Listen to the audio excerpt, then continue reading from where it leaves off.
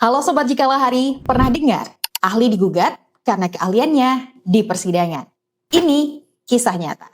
Dua profesor IPB, Bambang Hero dan juga Basuki Wasis, justru dibawa ke pengadilan. Bukan karena mereka berbuat kejahatan, tapi ketika mereka berbicara jujur tentang kasus kebakaran hutan di pengadilan.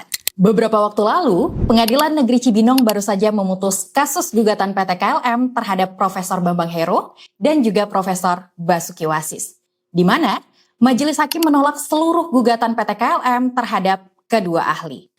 Majelis hakim bilang kalau gugatan ini bukanlah tindakan mencari kebenaran, tapi justru pembalasan. Inilah yang disebut dengan SLAP, Strategic Lawsuit Against Public Participation.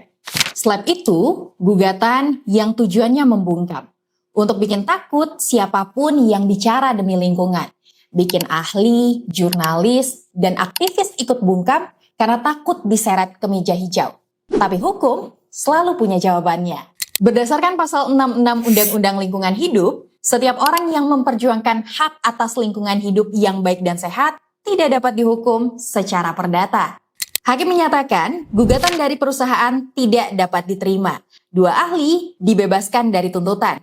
Dan pengadilan juga menegaskan bahwa ahli yang bekerja untuk kebenaran lingkungan harus dilindungi, bukan diintimidasi. Putusan ini bukan cuma kemenangan untuk kedua ahli saja, tapi kemenangan untuk kebebasan akademik bagi hak setiap orang untuk bicara benar tanpa takut digugat.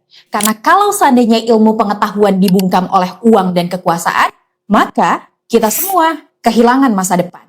Dan bagi kami di Jikalah Hari, putusan ini adalah angin segar bagi pejuang lingkungan hidup.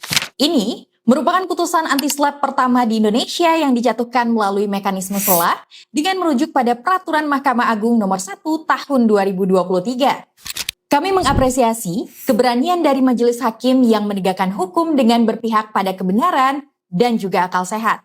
Putusan SLAP ini menegaskan bahwa saksi ahli, jurnalis, aktivis, dan masyarakat sipil tidak boleh dibungkam karena membela lingkungan hidup. Karena kebenaran ilmiah adalah fondasi dari keadilan ekologis. Dan keberanian untuk berkata benar adalah bentuk perlawanan yang paling jujur.